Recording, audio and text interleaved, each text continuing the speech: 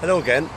I'm sitting here on the old road that went from Dingle to Tralee, which many emigrants would have walked on the way to England and further afield. A lot travelled by the train that was in action in those days, but many also would have walked this road. They said the poorer people walked this road at night because they were so ashamed of their poverty, and they carried under their arm a bundle of clothes that served as a cushion or even a pillow for the years to come. When people would say, "Did you see Pádraig or Micheál?" often the comment would be, "Asher they tied the knot," which refers to the last action in the home place where they tied the knot around the bundle of clothes that they carried. And so emigration, I suppose that story tells us that we in our work try to hold on to the identity of the person who is the emigrant. There's one great sociologist said many years ago about immigration into Europe. He says, "We asked for workers and we got people." And I suppose that's what we try to keep in mind, that when we're dealing with emigrants, and others may talk about migrants and skills and numbers and economies of scale, we talk about human beings. And that's so important to keep that before us. I'm also here beside South Pole Pub, and that is owned by a returned emigrant, an Irish man of gigantic proportions by the name of Tom Crean, who left Ireland, worked abroad, and then came back. And that's what we're going to look at now. He was an incredible human being, the one who peeled back the tent to find the remains of Scott after his return from the Antarctic. The one who, on this Easter Monday, which this year is 2015, on Easter Monday 1916, Crean, along with 4 others, went on the most hazardous sea journey, a 600-mile journey that brought them through the worst Antarctic gales, because they were trying to get help for 16 people they'd left behind on Elephant Island. And as I say, it was Easter Monday 1916 that they departed that shore in a life raft. It took them 36 hours to traverse 40 miles of a cliff when they got to Whale Island.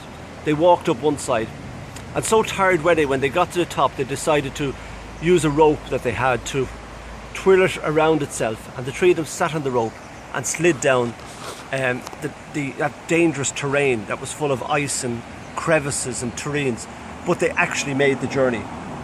They went back to collect their 16 colleagues. The trip was a disaster. They never got to the Antarctic, but it was heroic in its achievements. And I suppose that's like most immigrants. They may have plans and ideas. Maybe they don't come to fruition, but it doesn't mean that the journey is a waste of time. And just looking at the journey of the emigrant, why they go, what happens when they're away, and if they return, what happens. Crean is a good representation of this. Why did he go? Well, they said that he let the cattle out. He didn't close the gate of the haggard one night, and the cattle ate all the vegetables. And he was so afraid of his father's wrath that what he did was he went down to Minard Castle, to where the lifeboat was, and registered for the Navy and never came home.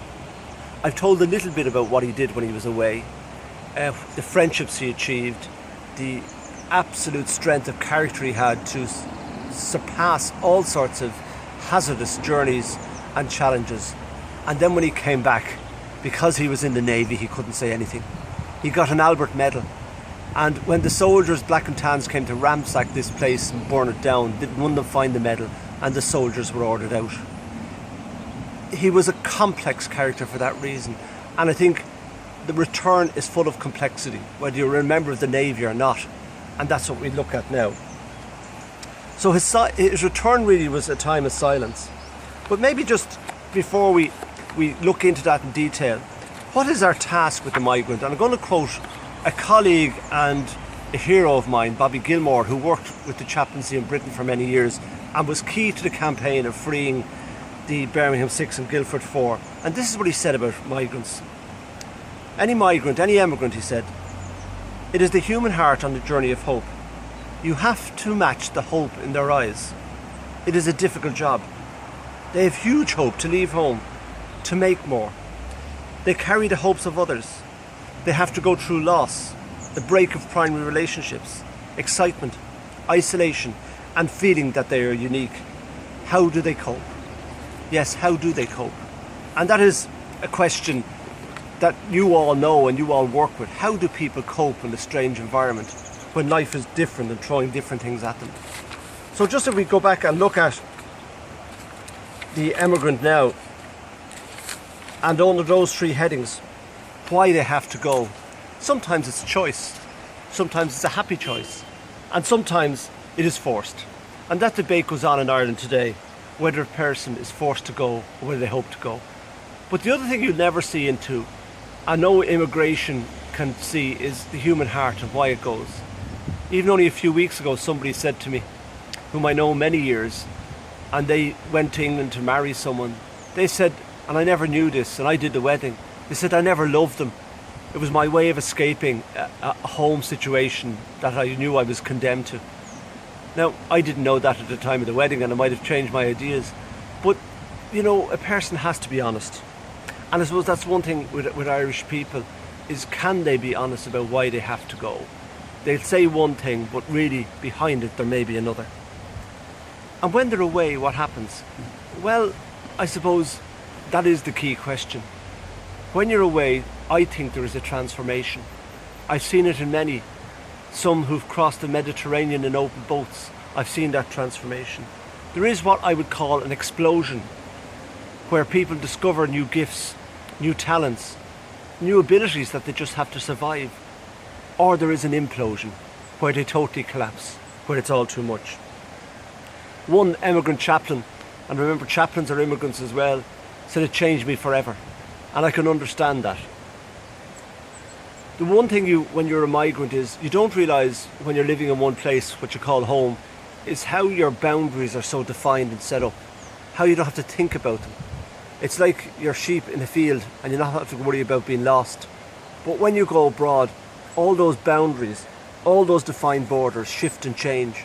So things that you would automatically not have done in the past or shied away from, no longer are the barriers there. So you find yourself immediately with new challenges. That can happen in work, in relationships, in the way you understand life, in the way you understand particularly who you are. And it's amazing that one of the great things that happens in that, especially we see, as all migrants see, is that sometimes friends become family. And when I look at the pub of the South Pole, I think of one of Crean's comrades who was both with Scott and with Shackleton, a guy called Evans. He died in the Shackleton expedition. But the one thing about him was his dream was always to come back to a Welsh valley and open a pub. And I wonder, when Crean was thinking of coming back, was this a part of Evans's dream? Was this a bit of that deep friendship that was formed while he was away, that he wanted to carry a bit of that back and never lose it? I don't know if that is true or not, but when I heard it, I got that sense of something about his best friend Evans being a part of his decision to open this pub. And so that brings into that sense of returning.